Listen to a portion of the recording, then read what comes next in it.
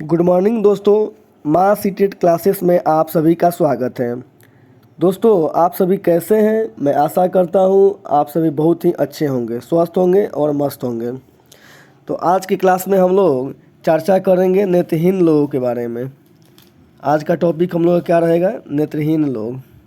ठीक है, तो देखते हैं नेत्रहीन लोग ब्रेल लिपि द्वारा पढ़ते हैं। जो नेत्रहीन लोग होते हैं कैसे पढ़ाई करते हैं? ब्रेल लिपि द्वारा पढ़ते हैं। लुई ब्रेल फ्रांस का था। जो लुई ब्रेल था वो कहाँ का था? फ्रांस का था, क्योंकि फर्स्ट बार लुई ब्रेल ने ही ब्रेल लिपि का खोज किया था।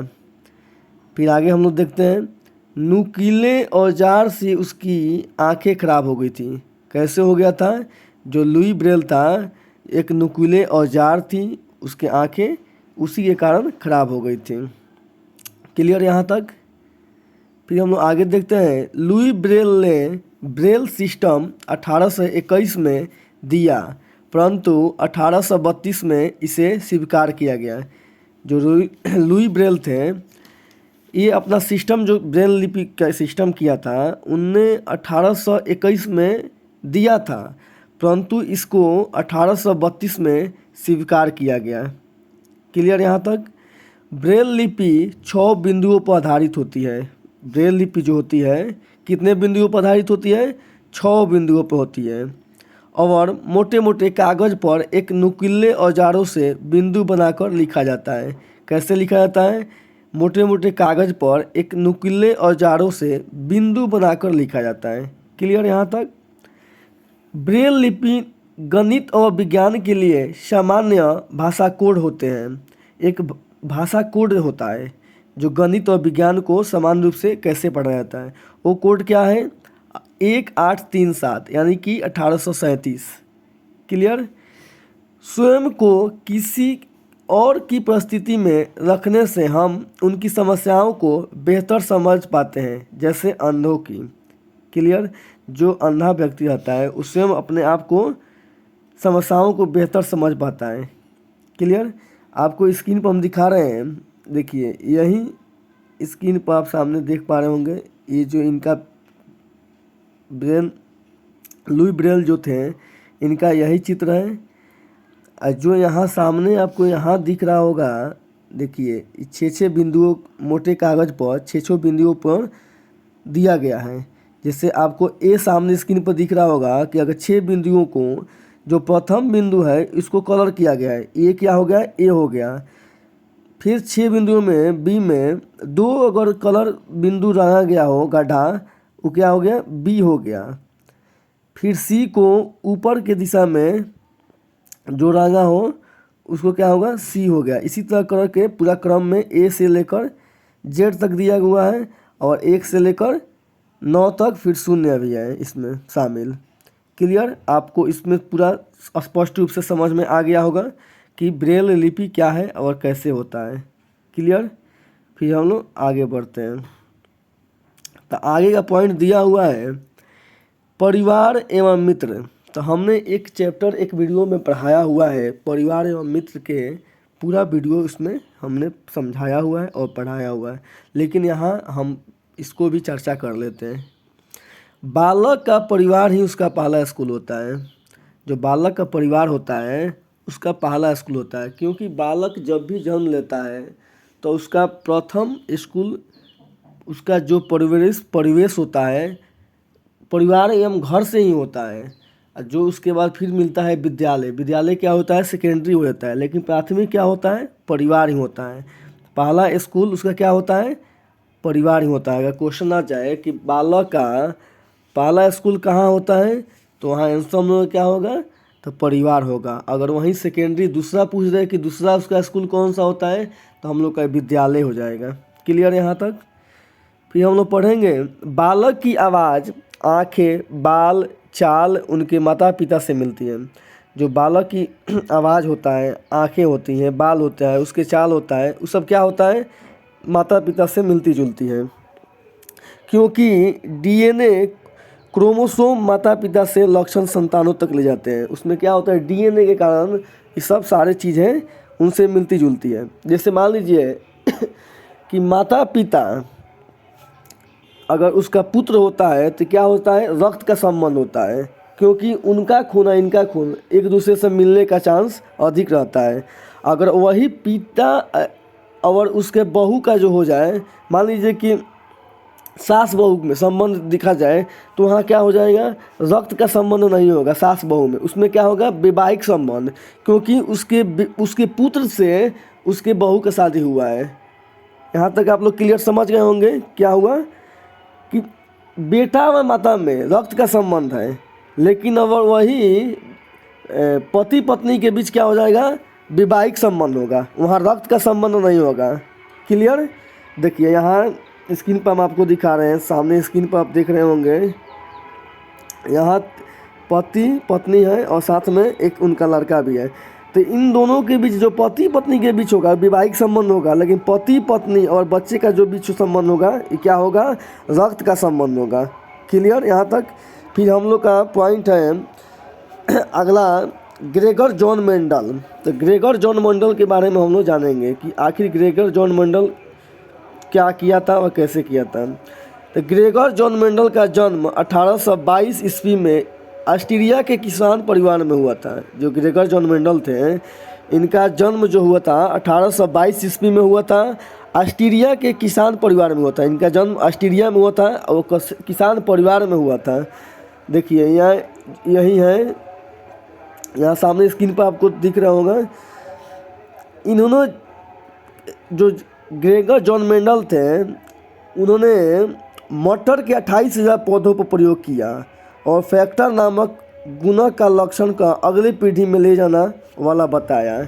इनने 28,000 मटरों के पौधों पर बहुत सारे एक्सपेरिमेंट किए, खोज किए और 28,000 पौधों पर परीक्षण करके इन्होंने जांच किया। क्लियर यहाँ तक हम लोग का। फिर हम लोग आगे बढ़ते हैं। फिर हम लोग का अगला पॉइंट है रेत के टीले। अबू धाबी रेत ही रेत दिखाई देती है। अबू धाबी में रेत ही रेत दिखाई देती है।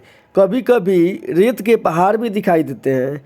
इन्हें रेत के टीले भी कहते हैं। क्लियर।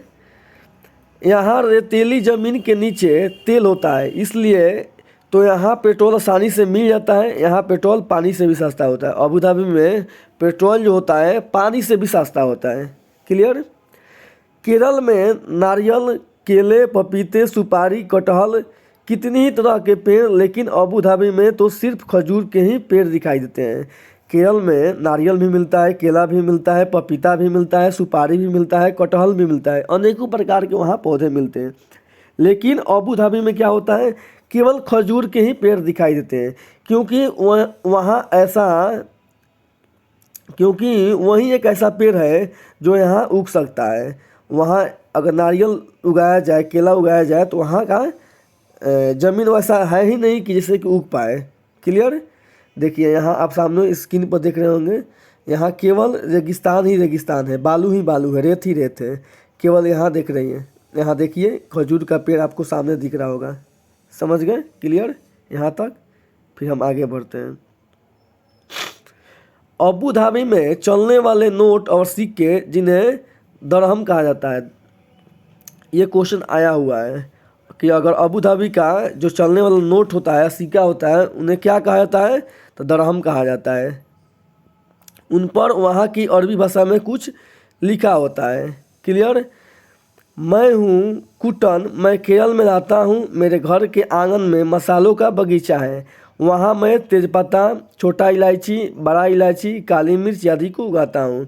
अगर मसालों की बात की जाए तो सबसे ज़्यादा मसाला कहाँ उगता है हमारे भारत में, तो केरल में उगता है। केरल में कौन कौन सा मसाला उगता है, तो तेज़पत्ता हो गया, छोटा इलायची हो गया, बड़ा इलायची हो गया, काली मिर्च आदि वहाँ उगते हैं। क्लियर। अगर जब भी मसाले की बात हो तो हम लोग केरल जाएंगे। स्पष्ट रूप से समझ गए। फिर हम लोग बात करेंगे पत्र में पते। पहले के ज़माने में क्या होता था कि पहले जो हम लोग पत्र लिखते थे उस पते पर लिखते थे। पते के द्वारा पत्र लिखकर हम लोग एक जगह से दूसरे जगह स्थानांतरण करते थे। क्लियर। फिर हम लोग इसके बारे में देखते हैं क्या लिखा हुआ है। पते में सबसे छोटी भौगोलिक इकाई से शुरू करके बड़ी की ओर बढ़े बढ़े हैं। छोटी से बड़ी भौगोलिक इकाई का मतलब यह हुआ कि घर के नंबर के बाद गली मोहल्ले का नाम, फिर गांव कस्बे शहर के जिस हिस्से में है उसका नाम, फिर गांव या शहर का नाम। शहर के नाम के बाद लिखे अंक को पिन कोड कहते हैं। हर जगह को एक पिन कोड दिया गया है। पिन कोड की शुरुआत 15 अगस्त 1972 को डाक तार विभाग ने पोस्टल नंबर योजना के नाम से की। देखते होंगे कि आप कहीं पता पे किसी जगह पे भेजते होंगे कोई चीज़ डाक द्वारा, तो एक पिन कोड होता है। पिन कोड को द्वारा ही पता चलता है कि हमको किस जगह से किस जगह भेजना होता है। तो जब पिन कोड की शुरुआत हुई थी 15 अगस्त 1972 ईस्वी को किया गया था। क्लियर। देखिए ये है डाकिया, एक बच्चा है पत्र लाए हुए इनको देने के लिए। क्लियर। यहाँ तक हम लोग समझ गए। फिर हम लोग आगे बढ़ते हैं। यहाँ दिया हुआ है कुछ, आप लोग इसको देख लीजिएगा लोग। पिन शब्द पोस्टल इंडेक्स नंबर का छोटा रूप है। किसी भी तरह का पिन कोड 6 अंकों का होता है। पिन कोड जो होता है 6 अंकों का होता है। ठीक है।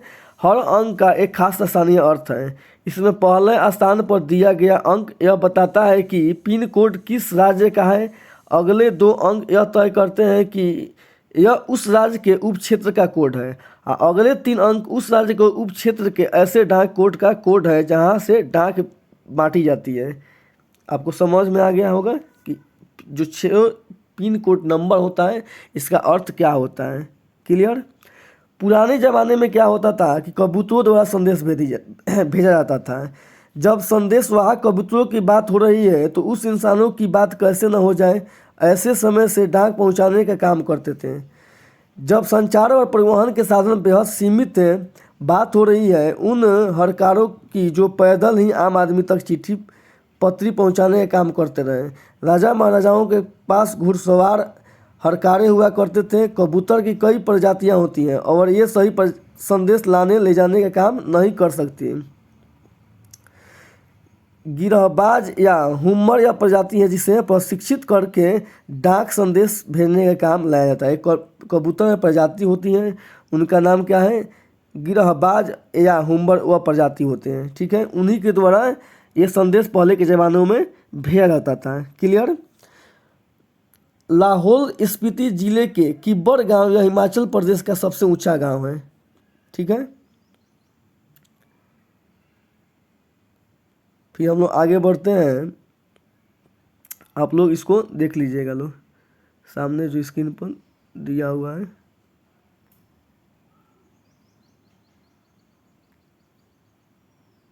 एक बार आप लोग पढ़ लीजिएगा लोग पूरा, क्योंकि वीडियो बहुत लंबा हो जाएगा। ठीक है। फिर हम लोग यहाँ चर्चा करते हैं मैराथन दौड़ का।